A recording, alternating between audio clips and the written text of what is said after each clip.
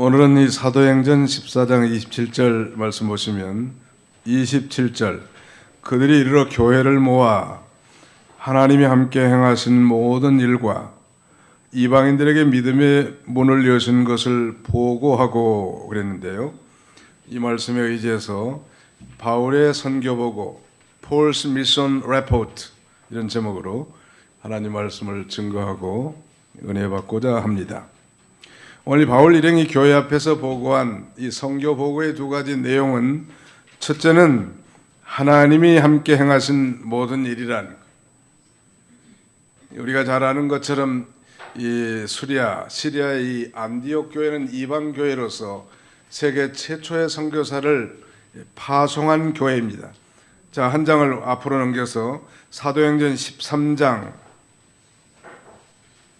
2절에 보시면, 주를 섬겨 금식할 때 성령이 이르시되 내가 불러 시키는 일을 위하여 바나바와 사울을 따로 세우라 하시니 이에 금식하며 기도하고 두 사람에게 안수하여 보내니라. 4절 두 사람이 성령의 보내심을 받아 실루기아에 내려서 거기서 배 타고 구브라로 가서 살람에 이르러 하나님의 말씀을 유대인의 여러 해당에서 전할세 마가 요한을 수행원으로 두었더라 그랬습니다. 이 선교의 계획과 실행, 이 모든 것이 다 성령의 역사로 되었음을 증거하고, 오늘 그들은 1차 선교 여행을 마치고 이 안디옥 교회 회중들을 불러놓고 소위 선교 보고라고 하는 보고대를 열고, 그 모든 선교 과정 가운데 환난과 핍박이 많이 있었지만 하나님께서 함께 행하셨다고, 하나님의 이 말하자면 주권적인 사역을 증거하고요. 그 다음에 두 번째는 이방인들에게 문을, 즉 믿음의 문을 열어주셨다고.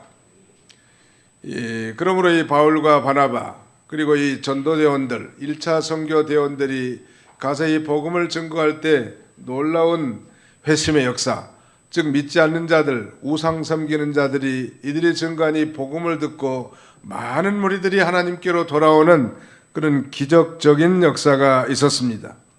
자, 1차 이 선교 지역은 대체로 어디일까요? 오늘 주보 순서지 오늘의 말씀 요약에 잠깐 보시면요, 한 5 소지로 이렇게 언급해 놨습니다.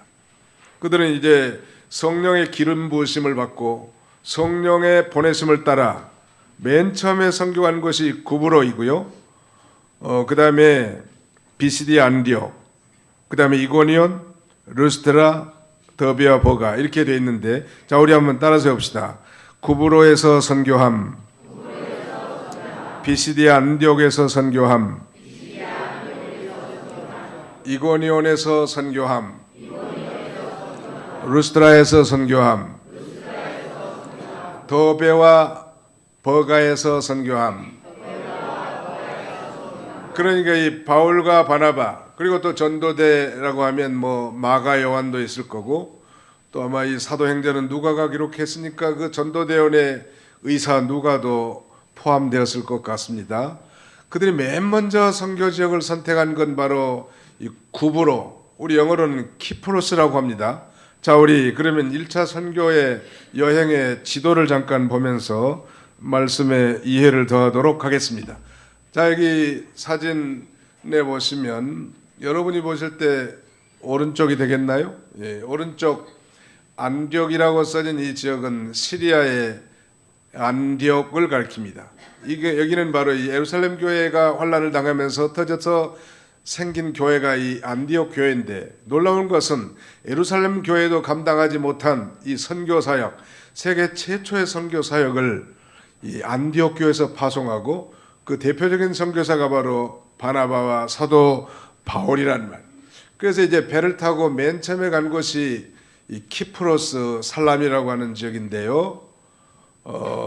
그때 거기에 이 서기장인 이 서기오 바울이 회심한 위대한 사건이 있었고, 이들이 맨 먼저 이 키프로스 섬을 선교지로 선택한 것은, 이 구브로라고 하는 이 섬은 이 바나바의 고향이기도 하기 때문에, 익숙했기 때문에 아마 선택했던 것으로 봅니다.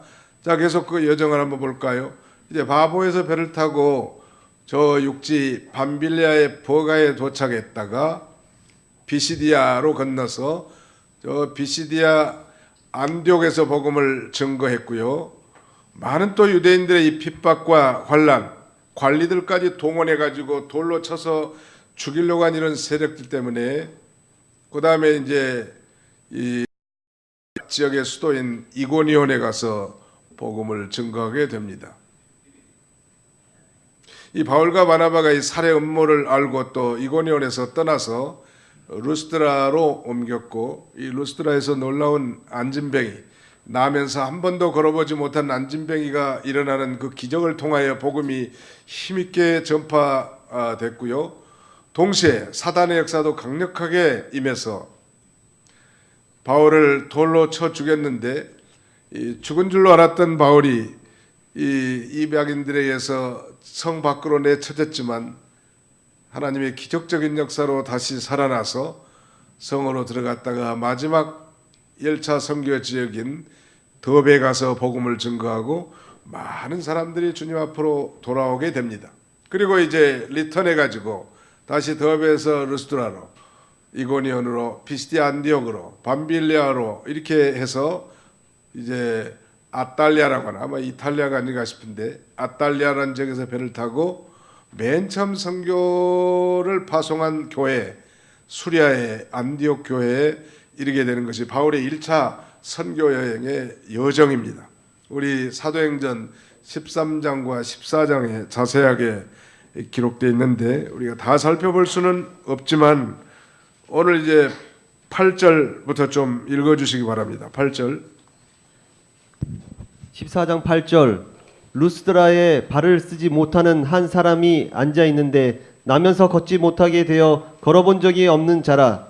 바울이 말하는 것을 듣거든 바울이 주목하여 구원받을 만한 믿음이 그에게 있는 것을 보고 큰 소리로 이르되 내 발로 바로 일어서라 하니 그 사람이 일어나 걷는지라. 예, 거기 왜 이렇게 루스드라로 옮겨서 선교를 하게 됐는가 하면 그 이전의 지역에서, 다시 말씀드리면 이 비시디아 안디옥이라고 하는 지역에서 엄청난 또 핍박이 있었단 말이에요. 거기 14장 5절 보실까요? 이방인과 유대인과 그 관리들이 두 사도를 모욕하며 돌로 치려고 달려드니 그들이 알고 도망하여 루가오니아의 두 성 루스드라와 더베와 그 근방으로 가서 거기서 복음을 전하니라 그랬습니다. 이 성에서 핍박하면 저 성으로 피하고 또 저 성에서 핍박하면 또 다른 성으로 피하면서 복음을 전하라는 이 주님의 명령대로 이들은 또 이 비시디아 안디옥에서 이고니온으로 가서 이렇게 복음을 증거했고요. 또 이고니온에서 이런 핍박이 있었기 때문에 다시 루스드라, 이고니온 밑에 있는 그 루스드라고 하는 이 지역에서 복음을 증거했는데, 이 루스드라에 발을 쓰지 못하는 사람, 태어나면서부터 선천성 불구자인 이 안진뱅이가 놀랍게 치유되는 안진뱅이 치유 사건이 거기 8절 이하에 기록되어 있습니다. 그런데 그가 이 바울이 전하는 그 위대한 구원의 복음에 민감하게 반응하고 또 영적 통찰력이 뛰어난 이 선교사 바울은 그가 정말 구원받을 만한 믿음이 있는 줄 알고 담대하게 외칩니다. 뭐 예수 그리스도의 이름으로도 붙이지도 않고 뭐라고 하는가 하면 단번에 내 발로 바로 일어서라 한마디 하니까 한 번도 서보지 못한, 아니 한 번도 걸어보지 못한 이 안진뱅이가 벌떡 일어서서 걷게 됐단 말.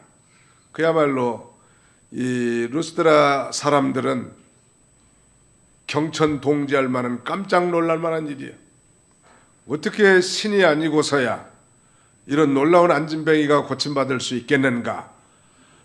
그래서 분명히는 신이 인간의 몸을 입고 이 땅에 온 것이다. 그리고 신들 가운데 최고의 신이라고 여겨지는 제우스와 헤르메스라고 하는 신이 분명하다. 아마 인물이 출중하고 키가 큰 바나바는 제우스로 부르고, 아마 좀 인품은 볼품 없지만 하나님의 복음의 말씀을 쉴 새 없이 전파한 바울은 이 제우스의 아들 신탁자인 헤르메스라고 명칭합니다. 자, 거기 보실까요? 12절, 11절. 무리가 바울이 한 일을 보고 루가오니아 방언으로 소리질러 이르되 신들이 사람의 형상으로 우리 가운데 내려오셨다 하여 바나바는 제우스라고 바울은 그 중에 말하는 자이므로 헤르메스라 하더라.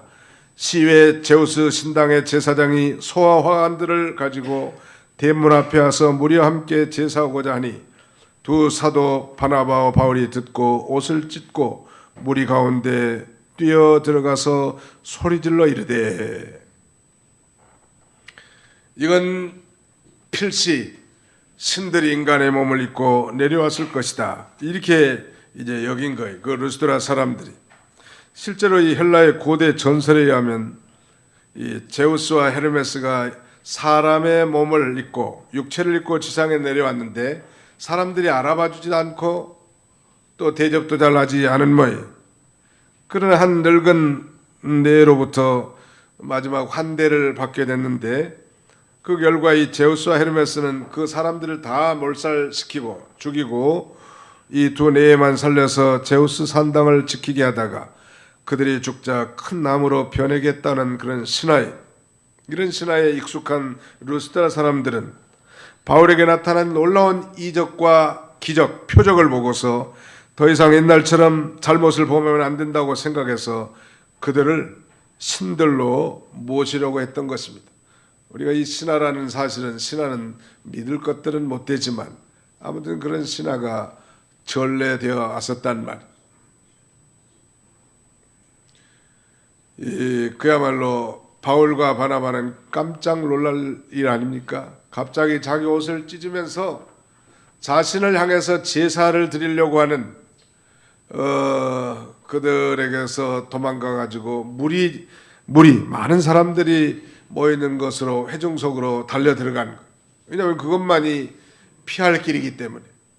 여러분이 예배와 제사는 오직 하나님께만 드리는 것이고 하나님의 영광을 사람이 갈취할 수 없단 말.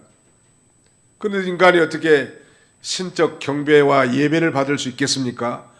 그러니까 가슴을 찢는 거, 이 옷을 찢는다는 건 유대인들은 두 가지 의미인데요. 아주 슬픔과 비통할 때 옷을 찢으면서 그 슬픔을 표시하기도 했지만 오늘 본문에서는 그야말로 이 신성모독과 같은 그런 참담한 일을 보고 견딜 수가 없어서 바울과 바나바가 옷을 찢고 회중석으로 뛰어들어가서 제사를 받지 않으려고 하는 거예요. 사랑하는 성도 여러분, 오직 제사를 받으실 유일한 분은 하나님밖에 없는 것입니다. 제사는 오늘날로 말하면 예배인데 예배를 받으실 유일하신 분은 성부, 성자, 성령 삼위 하나님뿐이시죠. 그러므로 인간을 경배하거나 숭배하는 일, 저 북한의 김일성 자녀손을 이렇게 신적 경배한다고 하는데 아주 잘못된 거예요. 금강산 교회가 있어가지고 한 두 차례 사경회도 인도하고 성례전, 세례와 성찬을 베풀기 위해서 여름과 겨울에 2번 다녀온 적이 있습니다. 근데 사방에 여러분도 갔다 오신 분 계시겠지만 아주 유명한 도례 이 김부자의 이 청송하는 그런 글을 많이 써놨는데 어버이 수령께서는 영원히 살아계십니다. 계십니다도 안 썼어. 아무튼 그런 투요. 어버이 수령께서는 경애하는 수령 김일성 동지께서는 영원히 살아계신다는 것. 그게 말하자면 우리가 하나님 섬긴 것처럼 저 친구들은 김일성이를 하나님으로 섬기는 거예요. 그것은 하나님이 가장 싫어하는 거 아니에요. 나 외에 다른 신을 내게 있게 하지 말지니라. 우상을 만들지도 말고 절하지도 말고 섬기지도 할지 말지니라 하는 하나님의 말씀에 정면 위배되는데 지금 바나바와 바울을 향해서 예배드리고 제사 드리려고 하니까 이 믿음 있는 사도들이 얼마나 기가 막히겠냐는 말이에요. 그래서 이렇게 말합니다. 여러분, 우리도 여러분과 같은 똑같은 성정을 가진 사람입니다. 이건 뭐냐면 우리는 신이 아닙니다. 우리가 예배받을 제사받을 그런 대상이 아닙니다 하면서 아주 튀어 들어가는 게 해중석으로. 그러면서 이제 복음을 증거합니다.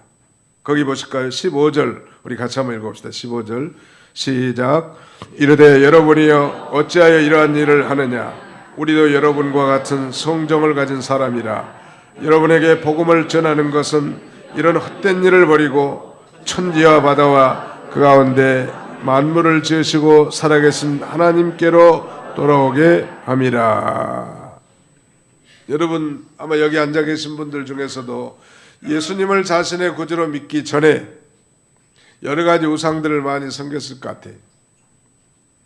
저는 지난 도주간 중국 호북성 우한 지역에 선교를 다녀왔는데요. 제가 선교한 부분은 그 우한 지역에 있는 개혁신학 대학원 대학교의 학생들, 전도사들과 지도자들을 가르치는 건데, 가르치면서 여러분들은 예수 믿기 전에 어떤 신을 섬겼습니까? 다 발표하도록 했더니 아무튼 각양각색의 신들, 어떤 사람은 음식을 만들면 반드시 음식을 좀 만들어서 대문간에 내놓는다는 사람도 있고, 또 이 불교가 그 근본인 사람들도 많이 있었고, 또 그 해중 가운데 두 사람은 로한이라고 하는 신을 섬겼는데요. 이건 중국 민속 종교의 일환인데 거기 섬기는 사람이 꽤 많대요. 로한이라는 신은 뭔가 하면 이 사람의 키 이상 되는 그런 동상을 한 500개나 700개를 만들어 놓고, 그 다음에 그 각 사람 형상의 동상에다가 점괘 이런 걸 집어넣는 모양이에요. 그래서 거기 방문한 사람이 어디서부터 시작해도 상관없어. 임의로부터 이 동상에서부터 시작해가지고 자기 나이만큼 헤아려가지고, 저 같으면 나이가 60이니까 60번째 되는 이 동상을 열어보면 거기에 이제 점괘가 있는 모양이에요. 그래서 이런 운명론적 삶을 살았다고. 그런데 지금은 예수를 믿고 전도사 사역을 하고 있더라. 제가 8살에 교회 나갔는데 지난번에 우리 인태교 목사님도 8살에 교회 나가셨다고 하시더만. 교회 나가기 전에 저희 부치는 정월 대보름만 되면 이런 조그마한 종이에다 한자를, 공부도 많이 하신 분도 아닌데 한자를 써가지고 기둥 나무에다 다 붙이고요. 그 다음에 정월 대보름에 이 부직갱이에다 불을 붙여가지고 그 온 집안을 다 도는 거, 이렇게 뱀 잡자 구렁이 잡자 하면서. 나도 아버지가 한 대로 이 부직갱이에다 불 붙여가지고 나도 따라다니면서 뱀 잡자 구렁이 잡자고 따라다녔는데 뭔 일인지 잘 모르고 했어요. 다 예수를 믿고 보니 다 헛된 일이라는 거예요. 그래서 오늘 바울 사도는 당당하게 이렇게 말합니다. 여러분, 우리도 당신들과 같은 그런 성품을 가진 존재로서 여러분에게 이 복음을 전하는 것은 이 헛된 일을 버리고 천지와 바다와 그 가운데 만물을 지으시고 살아계신 하나님께로 돌아오게 하기 위함이라고. 우리 하나님은 천지 창조주시오 지금도 살아계시는 그 전능하신 하나님인데, 오늘 우리가 예수 그리스도를 통해서 하나님의 자녀가 되고 하나님 앞에 예배드리는 것이 얼마나 큰 축복인 줄 늘 감격하고 사시기를 축원합니다. 지금도 헛된 신 섬긴 사람들 많이 있잖아요, 우리 주변에. 또 어떤 분은 소개하라고 하니까 자기네는 어머니가 어려운 일이 생기면 방마당에 나간다네요. 나가가지고 하늘을 쳐다보고 뭘 이렇게 기도한다네요. 막연한 신에게 기도하는 거예요. 그러나 예수 그리스도를 통해서 우리는 천지를 창조하신 신 하나님을 발견하게 된 것이 얼마나 영광스러운 일이냐는 말이에요. 참신과 가짜신의 유일한 구분은 이 세상에 천지를 짓지 않는 신은 다 가짜예요. 천지를 지으신 유일한 신은 곧 하나님밖에 없지요. 믿으시면 아멘 합시다. 그 외에는 다 헛된 거란 말이에요. 아무리 불상의 크기를 높이하고 위험있게 설치했다 할지라도 그건 인간의 수공물이고 화도 화는커녕 복도 주지 못하고 헛되고 거짓된 것들이 다 우상이란 말. 그 모든 것들을 다 제거한. 한국인 한때 일본에서 유행했던 이 남묘 호랑객교라고 하는 이런 교회가 이런 사이비가 돌아가지고 말이죠. 저 어려운 일이 있을 때는 저 동쪽을 향해서 남묘 호랑객교를 외치면 소원이 이루어진다고. 한국 사람들 그렇게 한 사람들 꽤 돼요. 아마 여기도 그런 분이 계시는지 몰라. 남묘 호랑객교 다 쓸데없는 일이죠. 우리가 이 복음을 받은 것은 이 헛된 일을 버리고 천지를 지으신 하나님, 살아계신 그 하나님께 돌아오게 하기 위함이고, 우리는 예수 그리스도의 저 십자가의 구속을 믿음으로 구원받아 하나님의 자녀가 돼서 오늘 이 거룩한 주일에 하나님 앞에 예배드리는 것이 얼마나 큰 축복인 줄 우리가 감격하지 않을 수 없단 말이에요. 자, 그러면서 계속 복음을 증거합니다. 16절로 17절을 같이 읽어보실까요? 16절로 17절 시작. 하나님이 지나간 세대에는 모든 민족으로 자기들의 길들을 가게 방임하셨으나 그러나 자기를 증언하지 아니하신 것이 아니니 곧 여러분에게 하늘로부터 비를 내리시며 결실기를 주시는 선한 일을 하사 음식과 기쁨으로 여러분의 마음에 만족하게 하셨느니라 하고, 이렇게 말하여 겨우 무리를 말려 자기들에게 제사를 못하게 하니라. 하나님이 지나간 세대는 인생들이 자기 길을 가도록 묵인, 방임했다는 거예요. 이 지나간 세대라고 하는 것은 복음이 들어가기 전 세대, 그때는 자기 길들, 즉 우상 섬기는 것과 헛된 일을 행한 것들을 방임, 즉 묵인하셨다는 거예요. 그렇다고 뭐 우상 숭배하고 모든 범죄한 행위를 죄로 인정하지 아니하셨다는 말씀이 아니고 내버려 두셨다. 우리는 성경에서 이걸 간과하셨다 이렇게 표현도 하는데요.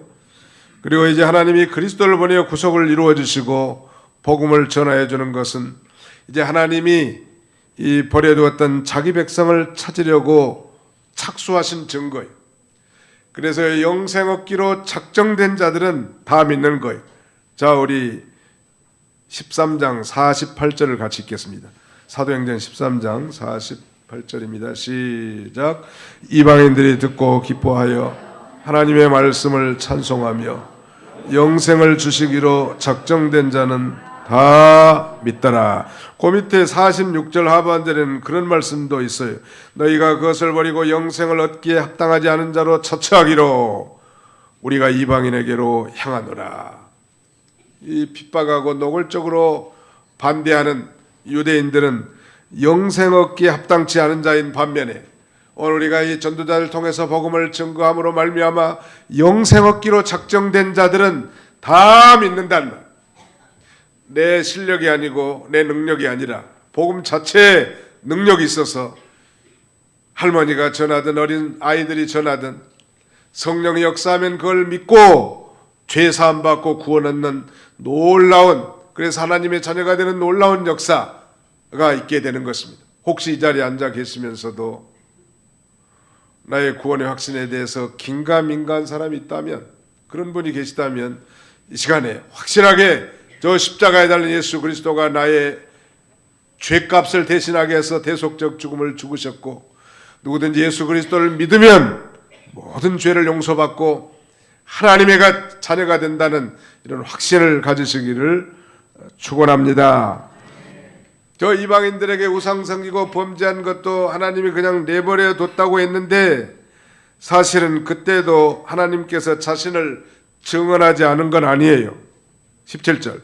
그러나 자기를 증언하지 아니하신 것이 아니니 곧 여러분에게 하늘로부터 비를 내리시며 결실기를 주시는 선한 일을 하사 음식과 기쁨으로 여러분의 마음에 만족하게 하셨느니라 하고,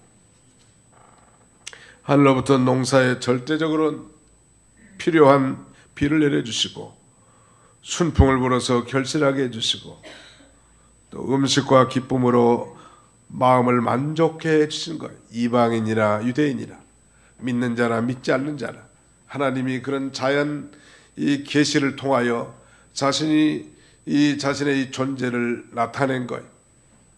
그럼 우리가 하나님 앞에 가서 내가 복음을 듣지 못해서 구원받지 못했다고 핑계할 사람이 없다는, 이 자연 만물을 통해서 우리가 하나님을 알 수 있도록 해놨기 때문입니다. 그래서 이렇게 말하고 자기들 향해서 제사 드리려고 하는 걸 강력하게 막았는데 이 불행한 일이 생겼습니다. 19절 유대인들이 안디옥과 이고니온에서 와서, 즉 안디옥 비시디아 안디옥입니다. 여기는 비시디아 안디옥과 이고니온에서 이 바울을 반대하는 유대인들이 와가지고 많은 사람들을 충동질해가지고 그들이 돌로 바울을 쳐서 아주 죽을 지경에 이르게 만들어놓은 거예요. 그리고 시외로, 즉 성 밖으로 바울의 시체가 된 몸을 끌어다가 던져놓은 거예요. 이렇게 하나님의 역사가 있을 때 반드시 사탄의 역사, 마귀의 역사도 있는 것입니다. 교회가 은혜가 충만할 때 마귀는 그 꼴을 보지 못해요. 교회가 하나가 돼서 하나님을 잘 섬길 때 마귀는 그걸 꼴을 보지 못하고 어떻게든지 불화하게 만든다는 말. 그게 바로 마귀가 하는 일이에요. 바울은 과거에 스데반 집사가 복음을 증거하다가 돌에 맞아 순교했던, 또 그 자리에서 그 옷을 지켰던 장본인인데 이제는 180도 완전히 바뀌어가지고 자신이 기독교를 핍박했던 자로서 이제는 자기가 예수가 그리스도라고 증거하면서 돌에 맞아 죽는, 그야말로 역설적인 현상이에요. 근데 하나님의 이 기적적인 역사로 이 죽은 줄 알고 성 밖에 던져놓은 시체가 일어섭니다. 20절 제자들이 둘러섰을 때 바울이 일어나 그 성에 들어갔다가 이튿날 바나바와 함께 더베로 가서 복음을 그 성에서 전하여 많은 사람을 제자로 삼고 루스드라와 이고니온과 안디옥으로 돌아가서 제자들의 마음을 굳게 하여 이 믿음에 머물러 있으라 권하고, 또 우리가 하나님 나라에 들어가려면 많은 환난을 겪어야 할 것이라 하고 교회에서 장로들을 택하여 금식 기도하면서 그들이 믿는 주께 그들을 위탁했다고 했습니다. 기적이죠. 이것도 죽은 줄 알고 성 밖에 던져놨는데 그래서 많은 이제 믿는 제자들이 삥 둘러 있는데 벌떡 일어나 가지고 다시 루스드라에 들어갔다가 복음을 전하고 다시 그 옆에 성, 말하자면 더베로 건너갈 그 지도를 한번 다시 한번 보여주실래요? 어디로 갔는지. 글씨가 잘 안 보여서 잘 안 보일 수도 있는데, 여기 지금 여기 루스드라에서 안진뱅이가 일어났고요. 또 자기는 돌에 맞아 걸 주경이 됐는데 다시 이제 더베에 가서 복음을 증거해서 많은 사람들이 구원받았고, 이제 더베가 마지막 적이고요. 다시 과거의 복음을 전해서 교회가 세워진 이 제자들을, 성도들을 아주 위로하고 장로들을 세우고 견고하게 세운 다음에 이고니온과 비시디아 안디옥, 그리고 버가에서 배를 타고 다시 이제 수리아의 안디옥 교회, 최초로 선교사를 파송했던 교회로 돌아온 거예요. 많은 핍박. 그러니까 아까도 말씀드렸지만 이 루스드라에서만 돌에 맞아 죽을 뻔했지만은 그 전에도 돌로 위협했다고 아까 우리 읽지 않았습니까? 5절에 14장 5절에 이방인과 유대인들과 그 관리들이 두 사도를 모욕하며 돌로 치려고 달려드니 그들이 알고 도망하여 루가오니아의 두 성 루스드라와 더베어 그 근방으로 가서 도망쳤습니다.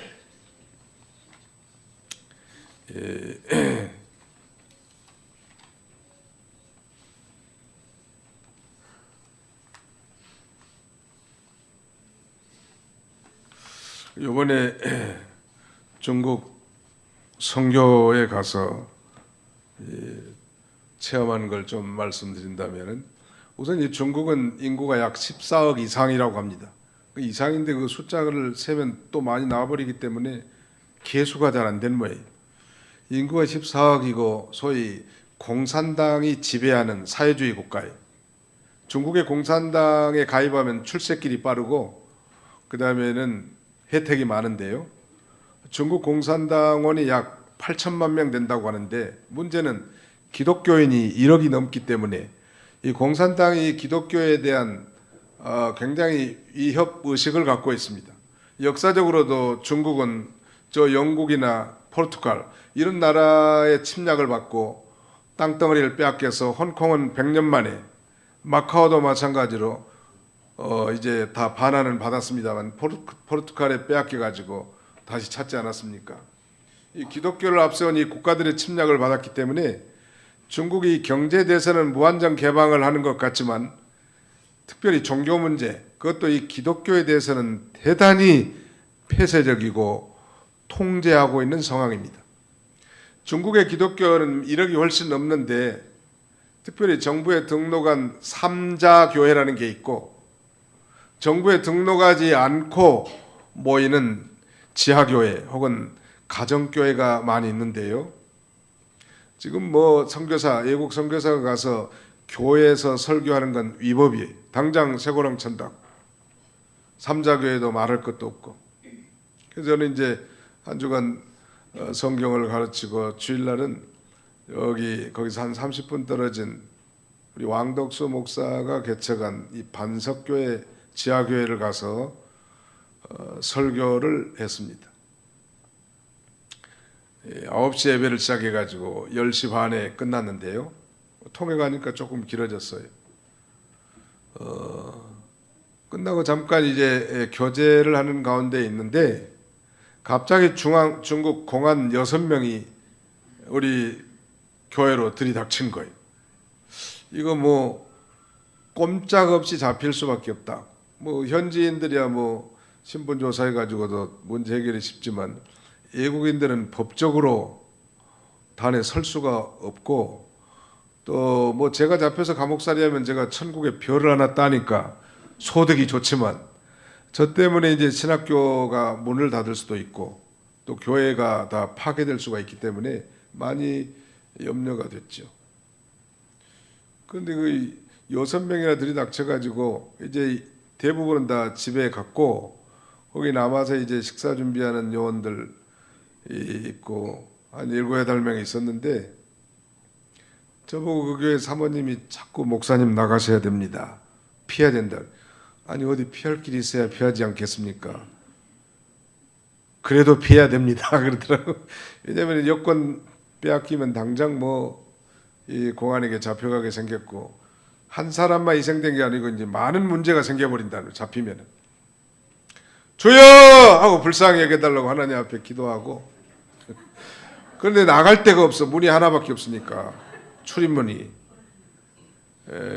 그런데 사모님은 그 사람들이 이제 한국말 못 알아들으니까 목사님 나가셔야 됩니다. 부엌 쪽으로 하니까 목사님 나가셔야 됩니다. 부엌에 어디 비상구라도 있습니까? 없습니다. 그래도 나가야 된대. 나가야 되는가 보다. 그때 인식을 하고 하나님 앞에 기도하고 그 순간 몇 초 차인데 순간적으로 그 모든 요원들 한 사람씩 이제 신분증 가지고 이렇게 적고 있는 순간에 살짝 빠져가지고 그 위험을 모면하고 2시간 후에 다 간 뒤에 이제 상봉했는데 뭐 잡혀봐야 뭐 막기나 벌금을 내거나 감옥이나 셋 중에 하나겠지만 그래 이것 때문에 그 신학교 학생들이 신학교가 문 닫게 되고 교회가 못 모이게 되면 심각하다. 참 놀라운 건 여러분들이 그래도 기도해 주신 분들이 계셨는지 그 불과 몇 초 차이에 공안 6명의 눈을 딱 감겨가지고 말이죠. 살짝 빠져나갈 수 있도록 했다네. 나중에 그 사모님이 그러더라고. 목사님 기적입니다.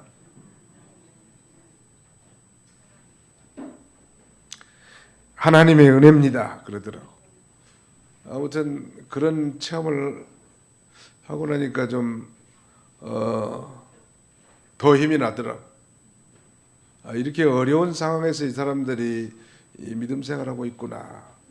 중국은 다른 분야에는 뭐 no problem이야. 아무튼 문제 없다고. 근데 이 종교, 특별히 기독교 문제는 자기들이 과거 역사적으로 침략도 받았고 그렇기 때문에 어떻게든지 지금 파괴하는데 우리 제가 머문 허북성 위에가 하남성인데 거기는 수천 개의 교회를 십자가를 다 떼고 교회를 다 파괴시키고 기물들을 빼앗아 갔다고 그러고요.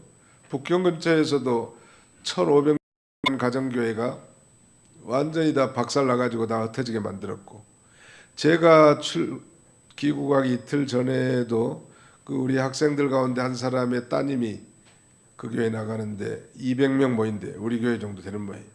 그 교회의 모든 기물을 다 파괴하고 십자가 떼고 모이지 못하도록 그렇게 했다고 아주 뭐 걱정스러운 표정으로 얘기하더라.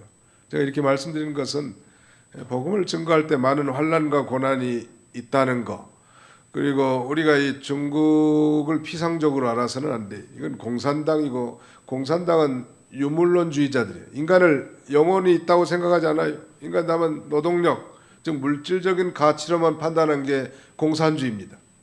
개방을 하다 보니까 불가피하게 교회를 말살시킬 수가 없기 때문에 허락해 둔 건데, 우리가 그래서 전국에 뭐 사업을 하든 선교를 하든 삼가 조심해서 해야 되는 건 분명하다는 거.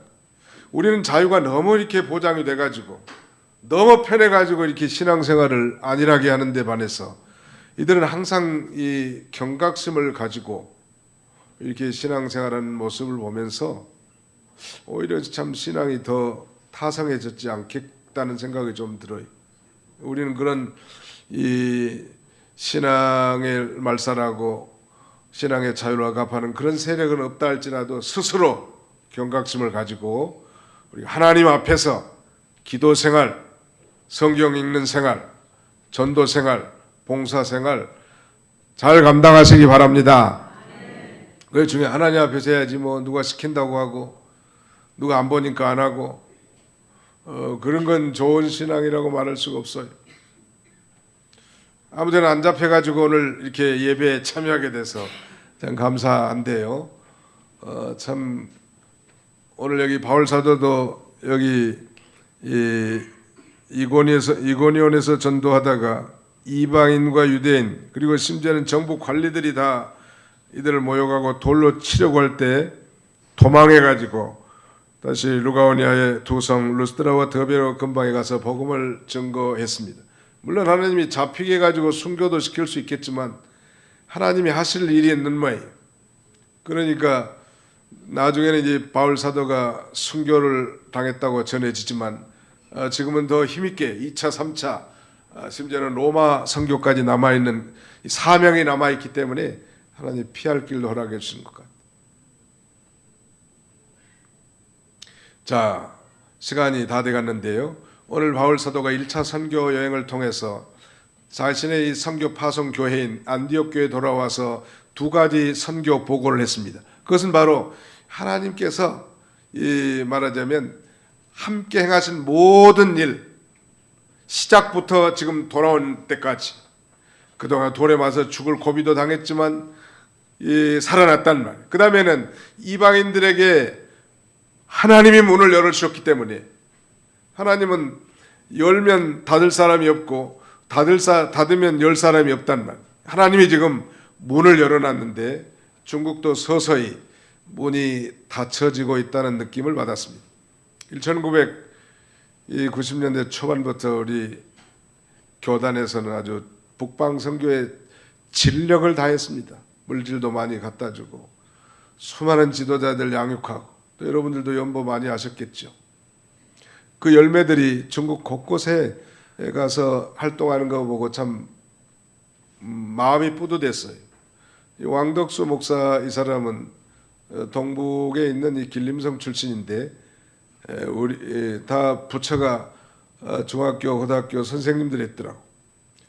이걸 그만두고 이제 우리 계약신학대학원대학교를 부부가 다 졸업을 하고 이병기 목사님 강해서를 중국어로 완전히 다 번역하는 거예요. 창세기부터 요한계시록까지.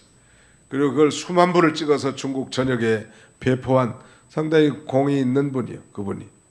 우리 교회도 한번 전에 방문했었다고 박항호 목사님 당시에 그렇게 제가 얘기를 들었습니다. 그들이 동북에서 우리가 가르치는 학습을 통해서 배우고 또 이 중남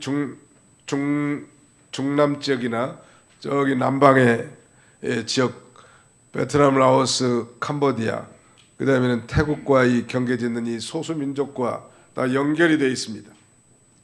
가령 뭐 쿤밍에는 26개의 소수민족이 있는데 그 중에 대표적인 민족 중에 하나가 이 묘족이거든요.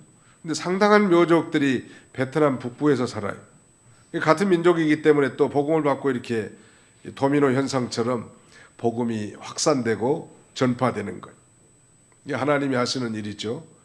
중국이 우리 옆에 있었기 때문에 우리가 수많은 물질과 희생, 헌신을 통해서 복음을 많이 증거했는데 그들이 또 남방으로 이동하면서 교회를 세우고 복음을 증거하고 희생하면서 선교하는 모습을 볼 때 참 보람이 있었다는 그걸 여러분들에게 보고할 수 있고 담당하게 하나님이 지금 앞으로는 이 아랍의 문을 좀 열 것 같아요. 특별히 이란에 이 그리스도인들이 많이 돌아오고 있다고 하고 최후에는 저 예루살렘에 이제 소위 Back to the Jerusalem이라고 하는 이 슬로건에 따라서 복음이 전파가 다 완벽하게 된다면 이제 예수님이 공중에서 구름을 타고 이 세상에 강림하게 될 거고 이 세상은 심판을 받고 새 하늘과 새 땅이 건설되게 될 것입니다. 하나님이 하시는 일, 우리가 지구촌 극동의 한 작은 나라 대한민국 그것도 남쪽 서울 한 기퉁이에 신앙생활을 하지만 세계를 품고 하나님이 함께 하시는 이 위대한 이 구원 역사 생명운동에 힘써 참여함으로 우리가 하나님 앞에 갔을 때 정말 피차 영광이 되고 자랑이 되는 그런 저와 여러분들이 다 되시기를 주님의 이름으로 축원합니다. 기도합시다. 기도하겠습니다. 우리 하나님 아버지께서 바울과 바나바와 전도대 일행들을 세계 최초로 안디옥 교회를 통해서 이게 개척교회고 어려운 교회지만은 하나님의 뜻을 따라 성령이 시키심을 따라 보내심을 따라 이 선교사를 보내서 이 소아시아의 복음이 전파되는 놀라운 역사를 보고 동시에 복음이 전파됨에 따라 핍박과 고난의 역사도 보면서 오늘 우리는 혹시라도 신앙의 타성에 젖어서 이 매너리즘에 빠져 있지는 않은지 우리 자신들을 한번 되돌아보고 너희는 가서 모든 족속으로 제자를 삼아 아버지 아들과 성령의 이름으로 세례를 주고 내가 분부한 모든 것을 가르쳐 지키게 하라고 말씀하신 대로 이 위대한 대사명을 감당할 수 있는 우리 교회가 되고 우리 모든 성도들이 다 되게 하여 주시옵소서. 예수님의 이름으로 기도하옵나이다. 아멘.